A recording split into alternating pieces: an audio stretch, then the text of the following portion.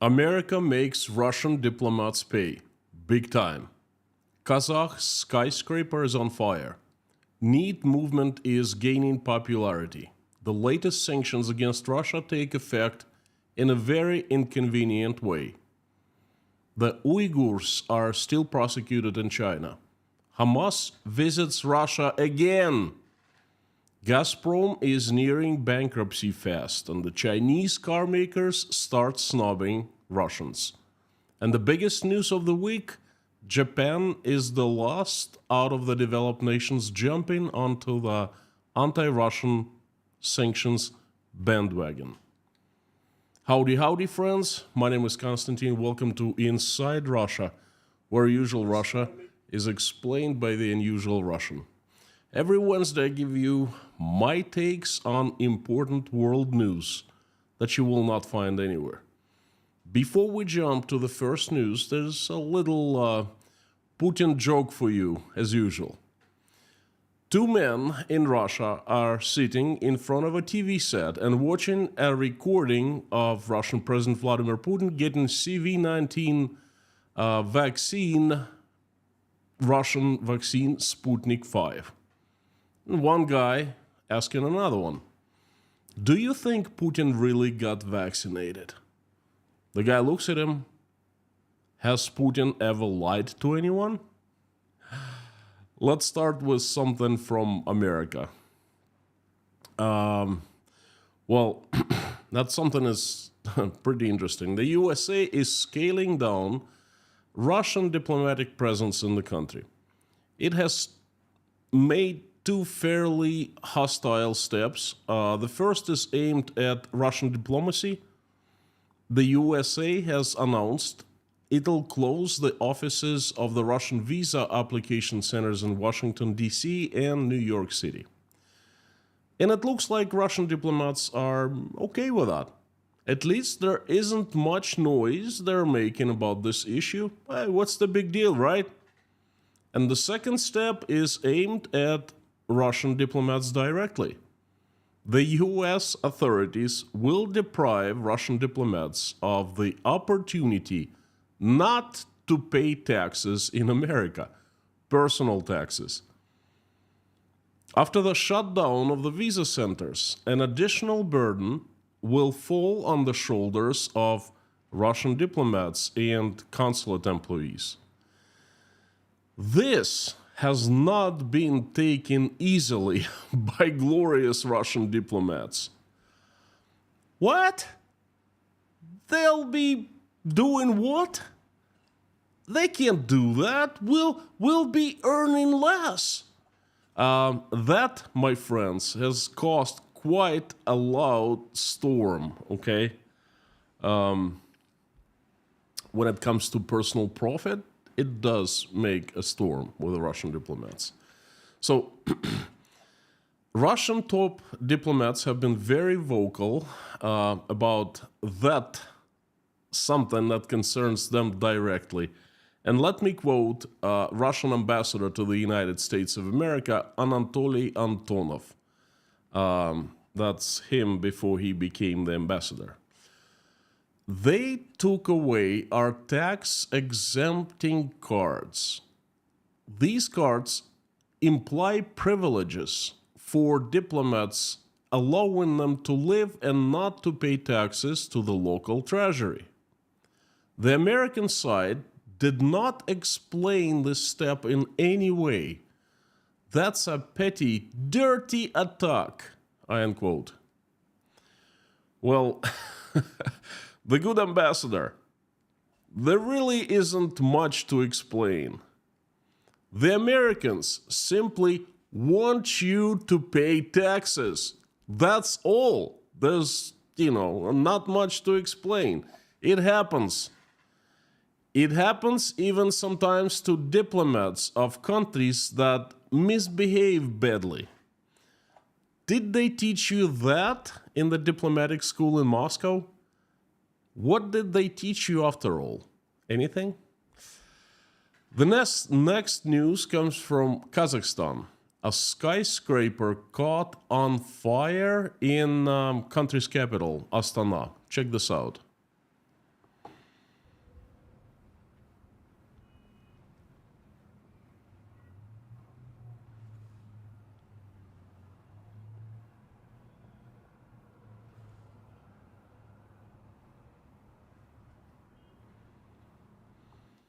The 26-story building called Rixas Han Shatir Residence, it's a residential complex, and there are some offices as well.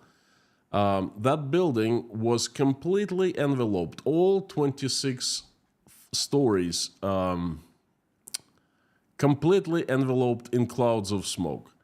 Rescuers reported that the exterior cladding of the building was just caught on fire somehow, and it spread like fire. No pun intended. Miraculously, no one died or was seriously injured. The skyscraper caught fire is located next to the office of my friend. His name is Eugene.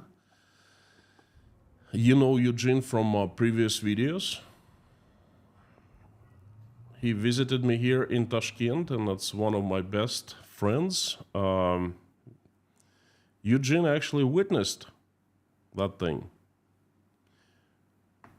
He saw that with his own eyes and said it was a pretty grotesque and scary sight. Now let's jump to the next news. It's kind of old, disturbing, and global news. Do you know what Neet is? N-E-E-T, Neet, pronounced Neet. Well, not in employment, education, or training movement. It promotes the rejection of study and employment. According to the International Labor Organization, about a fifth or 20% of people aged 15 to 24 worldwide in 2023 were NEET. So it targets younger generation. I don't know what the generation X, Z, whatever, you know. So 15 to 24. And many of those young people do not focus on their careers. Instead, they prefer light, lower paying jobs without excessive hours and serious responsibilities. I just learned about this movement, and it was total surprise to me. At first I thought it was kind of fake, then I fact-checked. Yes, it does exist, and many reputable international organizations, you know, even the United Nations, it's right there, did a report on that. So many reputable organizations recognize NEET. I personally don't understand this movement. You see, I was born and raised in the USSR, where we were forced to work, and sometimes to work very hard, but we weren't fairly compensated. We were hardly compensated at all, okay? They gave us enough money so we wouldn't starve like dogs, you know? And when at age 20, I had this opportunity to work in the United States of America and grow professionally and take responsibility and earn as much as I could. I jumped at that opportunity. I wanted to be in employment, education, and training simultaneously. The more the better, bring it on, you know? It wasn't just me, it was my generation, like younger folks around me, just like me, all over and all around, both in Russia and in the United States, because Russia kind of opened up after the USSR fell apart. And now our children don't want to work. They don't want to study. They don't want to build careers. They don't want to do anything. They just want to, you know, to earn enough money not to starve. That's it. Another oddity, and what is already a very odd world. Folks, what do you think of NEET? Good, bad, indifferent? Please let me know in the comments down below. I'd love to hear your opinion, because that thing disturbs me. I think that our future depends on our young people. They are the building the future, and if they just give up and they become NEET or something else, what happens to us? So please let me know down below in the comments. Would love to see your opinion. well, to hear your opinion, but I'll read it. Before I jump to more American sanctions news, I would like to also thank you. Thank you so very much. Those of you who bought me coffees at buymeacoffee.com. Your support shows that you value my work highly, and that's very inspirational and motivational for me. Thank you. Thank you, thank you, thank you. And the next news also comes from America. Again, an online service for programmers called the Docker Pub. It's, the service analogous to GitHub. That's pretty famous service. Recently closed access to residents of Russia without any warning. Existing users have been cut off their accounts. They cannot log in, and they can't even download their own projects, the work in progress.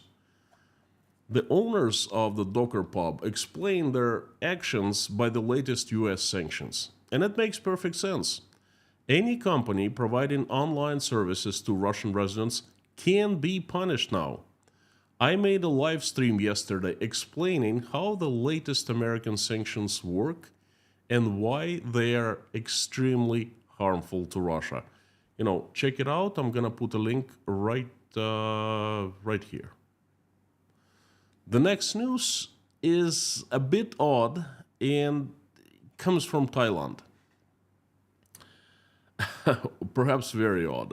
Again, judge for yourself. Let me know in the comments. Tourists in Thailand voluntarily put themselves in coffins to clear themselves from failures or failure spirits or something like that. The tourists and many Russians among them, it's a very popular procedure. Ritual, I'd say. So lots of Russians pay $900 for the ritual called the Funeral of Failures.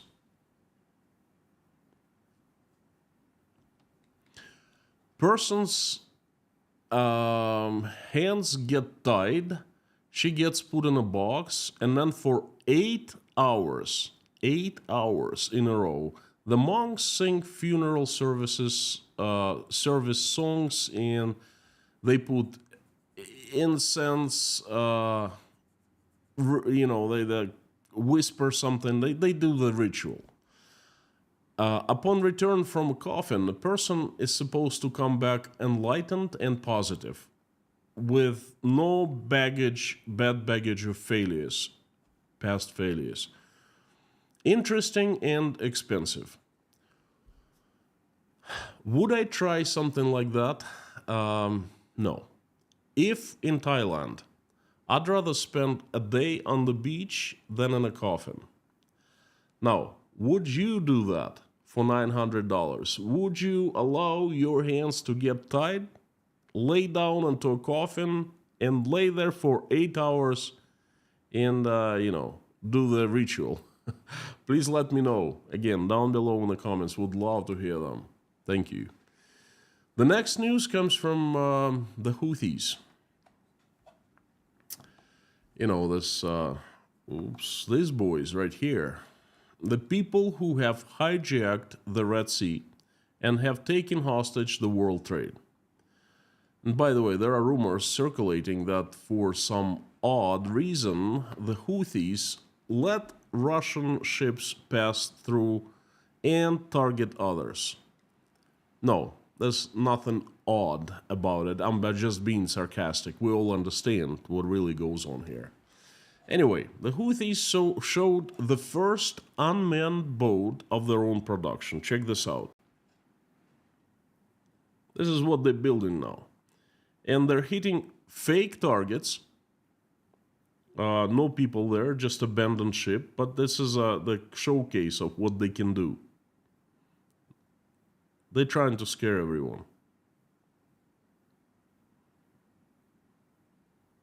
See those birds flying off the ship, meaning there are no people there?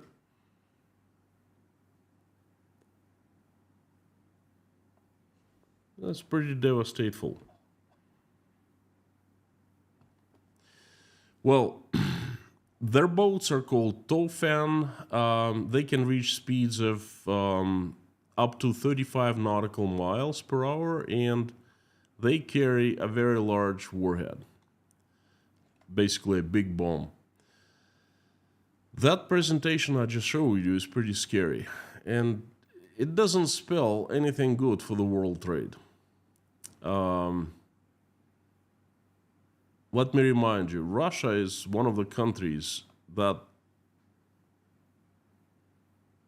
let Houthis exist and is not taking any steps to eradicate them. Another troubling news, 2 days ago in Moscow, the Deputy Minister of Russian Federation, Mikhail Bogdanov, met with, guess who?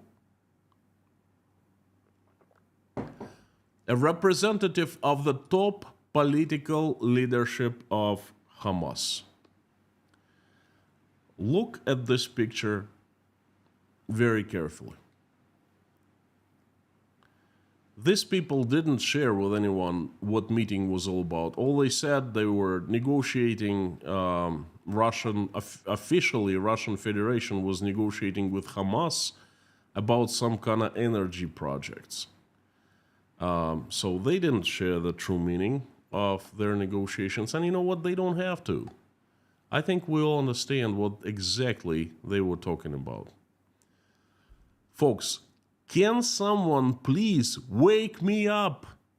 I feel like I'm in a bad dream, in a nightmare, in a matrix of some sort. You know, I'm sleeping and all of a sudden this Freddy Krueger is after me, okay? And this is how I feel.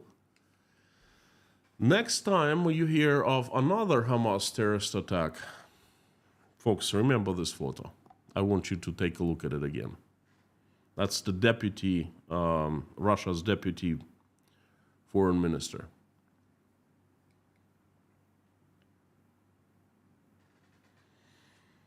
Well, let's jump to the next news. It comes from China. I want to remind you of Muslim population of China, the Uyghur people. I want to remind you what happened around 5 years ago. All of a sudden, most public organizations in the world and many politicians in different countries started getting outraged at what the Chinese were doing to the Uyghurs. All of a sudden, that thing exploded.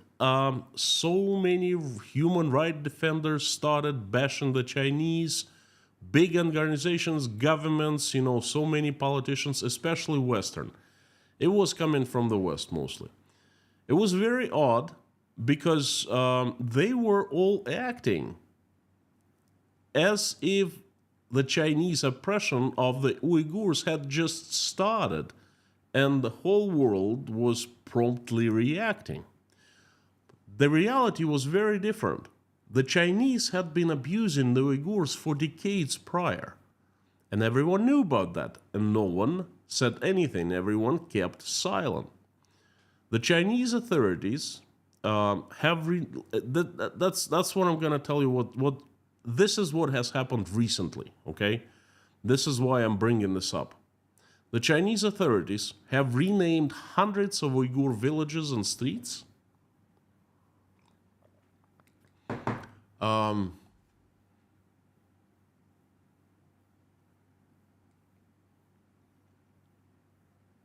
There was a very odd thing about that media campaign. Okay, before I tell you what the Chinese are doing now or recently, you know, that media campaign exploded and it literally started dominating the news everywhere. And I remember clearly I was just starting my YouTube channel.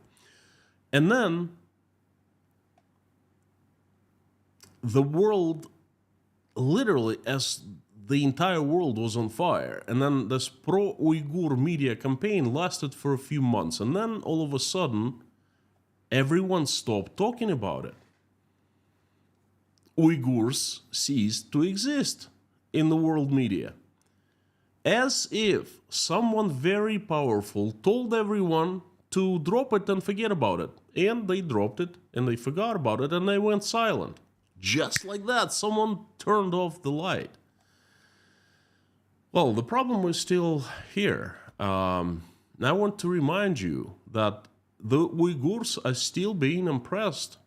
You know, this whatever was going on for a long time, it's still going on. The Chinese have been renaming Uyghurs historical villages, streets, monuments, and so forth. The Chinese have meticulously changing cultural, historic Uyghur names in the communities, replacing them with names reflecting the ideology of the Communist Party of China. Recently, a document published by the Uyghur Help Organization mentioned 630 communities affected by those changes. It is reported that the religious and cultural references were removed from the names, which were replaced with the communist names. The names of the villages not only serve as historical evidence, but also embody community ties, especially urban culture and values. The state-imposed policy of removal and replacement was aimed at separating the Uyghurs from their history, culture, and civilization. For example, in 2011, the village of Ak Meish, which translates as White Mosque, was renamed into the Village of Unity. You know what? It touches me because it reminds me so much of my country where I was born and grew up, the USSR. They did the same thing, only they renamed everything before I was born. And then I saw the reverse process. When the USSR fell apart, the names were returning. The old names were returning to villages, streets, cities, and so forth, Now, the same thing is happening with Uyghurs in China. Another example, the settlement of Duta, named after the Uyghur traditional music instrument, in 2022 began to bear the name of the village of the Red Flag. Very original, the Chinese folks, very original. The Red Flag, yeah, it also is very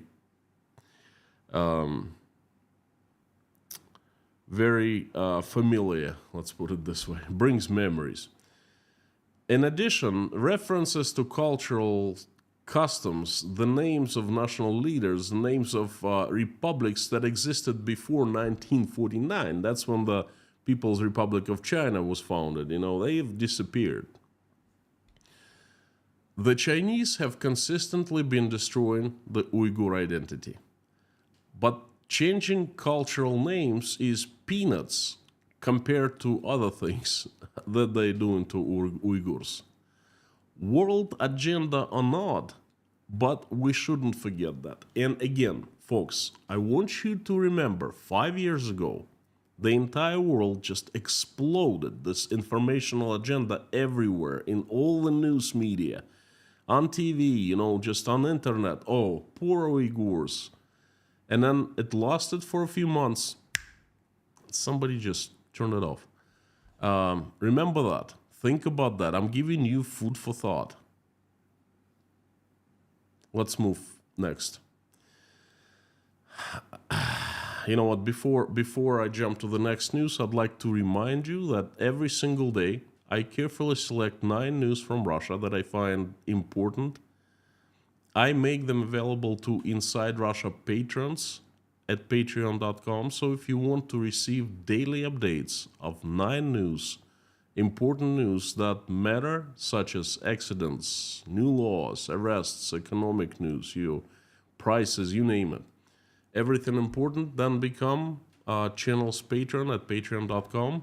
I'll leave a link down below. Sign up and you'll become an expert on everything you want to know delivered to your Patreon account.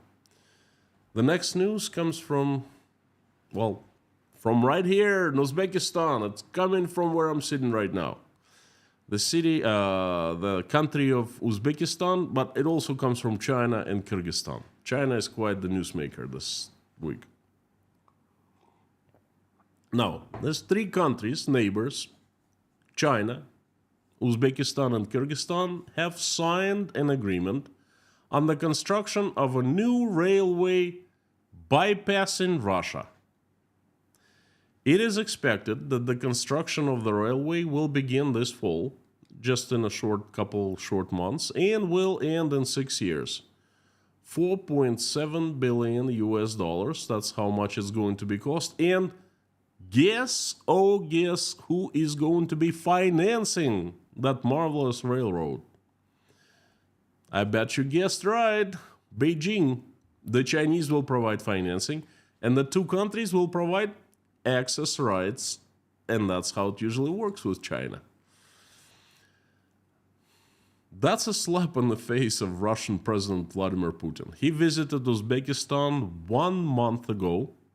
Russian propaganda was shouting on top of their lungs, what a breakthrough Putin achieved here in Uzbekistan. You know, he signed so many agreements, important ones. You know, it's Russia and Uzbekistan now allies. In reality, he didn't sign anything important. And the Chinese came 1 month later, and they showed that they walk the walk, and they showed that Putin just talks the talk, okay? And now, this Russian propaganda is silent about. As if it's not happening, as if there's no railroad in the making. But you see, there's a little tiny problem there. Just a tiny, tiny problem. It is happening. Uzbekistan and Kyrgyzstan are slipping away from Russian control.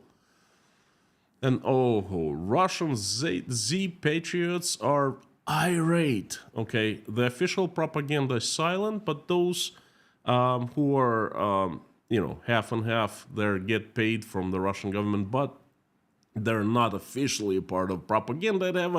They have a little bit of freedom of what to say. They are irate. We have been backstabbed again. Well, fellas, what else is new? The next news comes from Washington, D.C. Again, another newsmaker. The White House has imposed a complete ban on the sales of Kaspersky lab software in the United States of America. Well, the United States did so due to the threat to national security. I don't know, have you ever heard of Kaspersky antivirus? Yevgeny Kaspersky is a legend in Russia. He was one of the most successful entrepreneurs, and he started his own business in the early 90s, and this is what he started selling, antivirus software. And he became very successful. He actually built a global brand. And I used Kaspersky lab to protect my computers from viruses for probably over a decade, okay? A fantastic product it was. Well, I stopped using it. I stopped using because it's a fantastic antivirus software.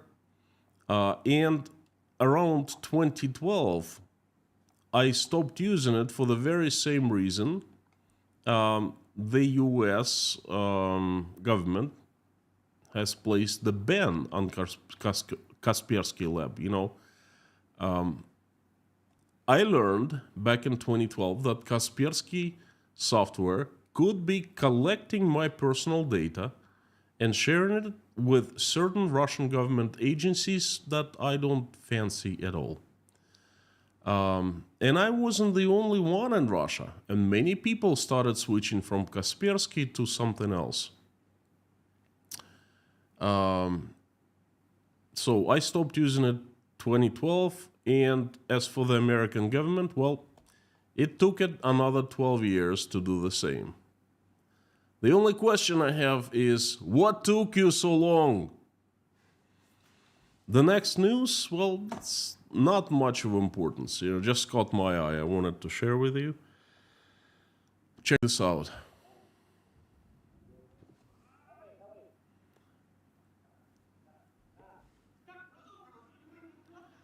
At first, I thought it was Florida, but then I figured they're not speaking English, and this is not an alligator. This is a huge Nile crocodile.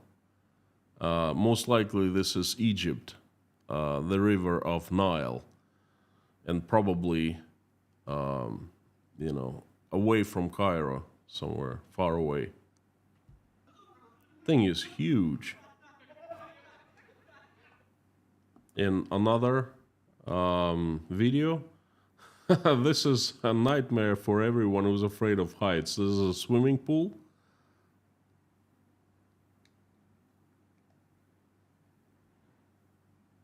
And this is a glass bottom you can see through on top of the skyscraper. It must be in Singapore. They build things like that, Whoa.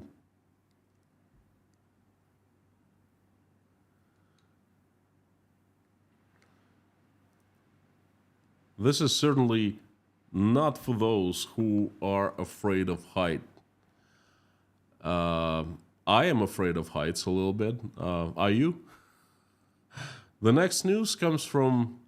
Okay, we took a little break from, the intense news, but let's get back to it. The next news comes from the European Court, which just ruled, made the decision for Gazprom, that's Russian state-owned gas extracting and transporting company. So the European Court ordered Gazprom to pay $14 billion for the termination of gas supplies to Germany. The German natural gas giant company called Juniper won the proceedings in the Stockholm arbitration. The next step is the similar lawsuits from Italy, France, Poland, Bulgaria,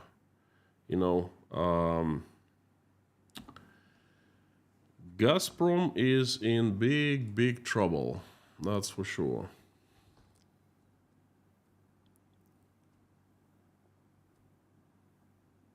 Used to be one of the most successful company in Russia. And look what it's happened to, the management has made this company into. So, Gazprom has been ordered to pay $14 billion, which is a huge blow to the company financially, and possibly, most likely, Gazprom will face more fines from these companies, from France, Italy, Poland, and Bulgaria. Gazprom stopped supplying natural gas and it just breached the contracts, basically. Okay, so these countries, they go to court. And then they will get decision, and they will try to get money from Gazprom. However, inside Gazprom, in Moscow, I used to work right next to the headquarters of Gazprom, Nametkina Street, Ulica Nametkina. So inside Gazprom, they don't care. The problems for the Europeans may arise with the payment of compensation, as the reserves of own funds in Gazprom's accounts are rapidly decreasing. By the end of 2023, the gas monopoly received a net loss for the first time in a quarter of a century, and its size is 629 billion rubles. It became the record for the entire time that the company has existed. Right now, the forecast for year 2024, Gazprom will be over 1 trillion rubles in red. And the future of Gazprom is very bleak because it simply is not selling natural gas, and it won't be selling for a long time, if ever. At least not anywhere near the quantities we're used to sell. Folks, think about it. The richest Russian company. All you have to do is drill a hole in the ground, stick a pipe, build a pipeline once, and it was built 40 years ago, and sit there and make sure that you maintain the system according to schedule. And that's it. You don't have to do anything else. This is money literally appearing out of earth. And that was a huge bread maker of the economy of the country, and even lots of people. And now it's in red and it's nearing bankruptcy. This is double facepalm. How could they? This is a cosmic scale. This is so tragic. It's not even tragic anymore. It's funny. Okay. Anyway.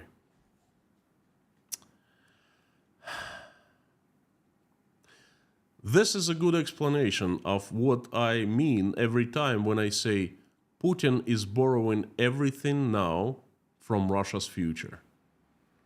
And it seems like Gazprom has given its future. It's no more. Gazprom was already done. Do you know what I really would like to see? The size of cash bonuses Gazprom executives will receive this year for so-called excellent work, and I'm pretty sure there will be in millions, because this is most likely is going to be the last chance for the executives who were basically swimming in money before all their lives. This is going to be the last time they will get bonuses, okay? In 2025, I don't even know if the company is going to be alive. Well, Russian government, the taxpayers will be bailing it out. The next news comes from China again. I've talked so much about the Chinese cars. Chinese car makers selling their crappy cars to Russia. Well, look, I must be fair. I gotta tell you this. The Chinese do produce good cars. The thing is, those good cars are rare, but they do exist. One of their best cars is called Zeekr. I don't know. Have you ever heard of it?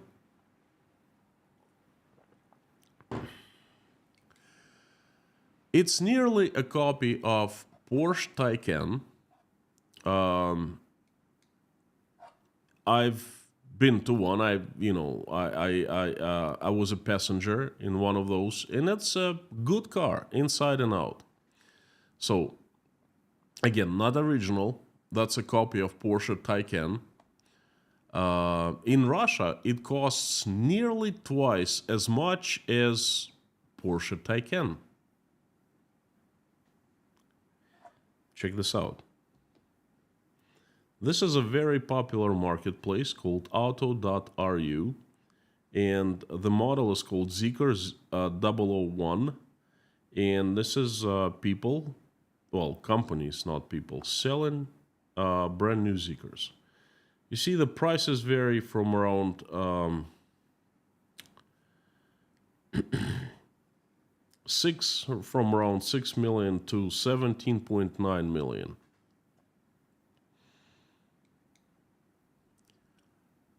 $17.9 million rubles. In American dollars, that is $203,000. 203,000 American dollars. I know, it's crazy. It costs twice, probably even 3 times more than Porsche Taycan.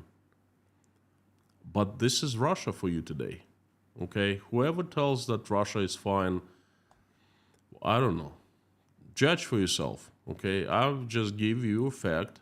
And, well, in my opinion, Zeekr 001 isn't worth the money. Price-wise, that's $200,000. That's Ferrari territory, not a fake Porsche Taycan wannabe. Okay. Well, at least, and I'm giving this manufacturer credit, at least this Zeekr car is not usual Chinese crap. It's good, yes. It's not far away, it's very far away from Porsche quality, but it's much better than the other Chinese cars.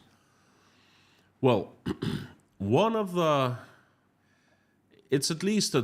very few decent Chinese cars in Russia. Well, no more. Last week, Zeekr officially announced that it's leaving Russia and stopping sales of all its cars in Russia. Just like that. What about all those Russian customers who still own Zeekrs that are covered by warranties? Oh, tough luck, fellas. When the Chinese say I'm out, it means out fast. Zeekr in Russia, no more. The good car that Chinese produce and, supplied to Russia is no more. Crap only left. The next news comes from the southern USA, and it's very sad news. More than 1,400 buildings, including residential homes, have been destroyed by wildfires in New Mexico. And I'm gonna show you a video now.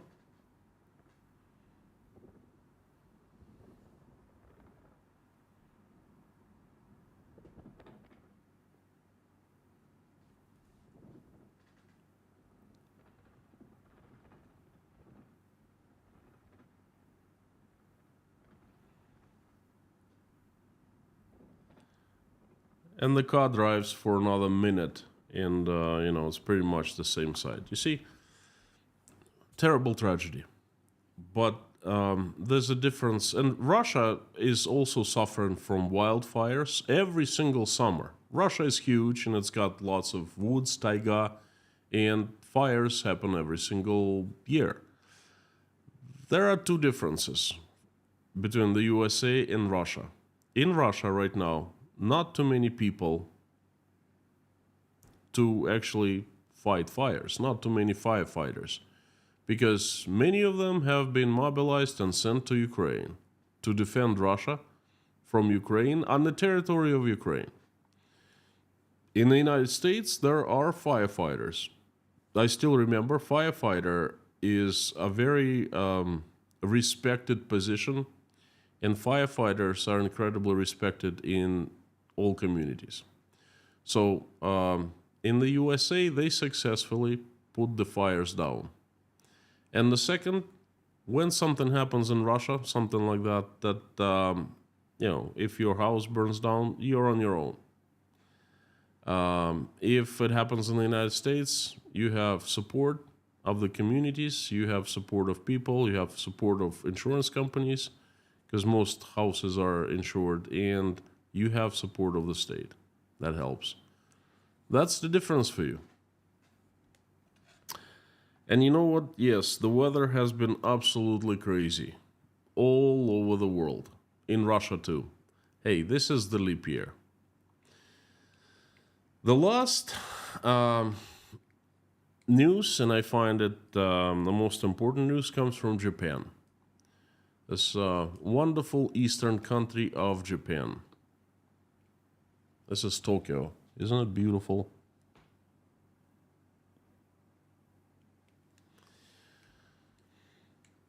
That Asian country is the latest addition to the heavyweight international sanctions placed on Russia. Japan has just expanded its Russian sanctions list on Friday, adding more than 50 companies, institutions, and individuals from Russia, as well as companies from China, India, Kazakhstan, and a few other countries. The sanctioned companies are helping Russia to circumvent sanctions and procure electronics and components to produce weapons. Freezing assets, if any, in Japan, and the ban on transactions with Japanese companies and citizens, well, Japanese people, now applies to big Russian companies such as the Chelyabinsk tractor plant, the Perm powder plant, the Arzamas instrument making plant, quite a few other companies. Among the individuals, several members of the Central Election Committee and the heads of some military-industrial complex companies have fallen under the Japanese sanctions. And not just in Russia, also 7 companies in China were added to the sanctions list. According to the available sources, Russia buys electronics from those companies, the Chinese companies. And in addition, sanctions have been imposed against companies Kazakhstan and Uzbekistan and India. I'm not sure, India is too far away. I don't know much about it, but Kazakhstan, Uzbekistan, this is my home base now, okay? So I know. Japan has never been a friend of Russia. Heck, there was a war between the two countries in the 20th century, in the mid-20th century. But Japan was never the enemy of us. Japan was a good supporting neighbor, and this is how we considered it, okay? It was a good supporting neighbor until recently. Japan jumping on the sanctions bandwagon shows that right now, this is the lowest point Russia has ever been at.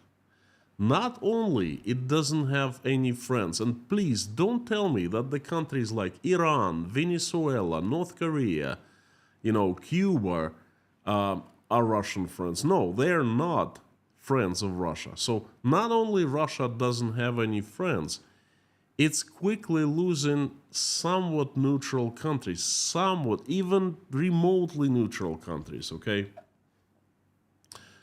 Russian leadership is genius at how to make enemies and lose friends. Japan.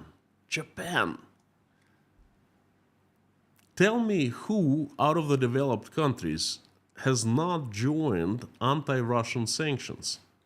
Russia is in the abyss so deep that I don't even know how it'll be recovering.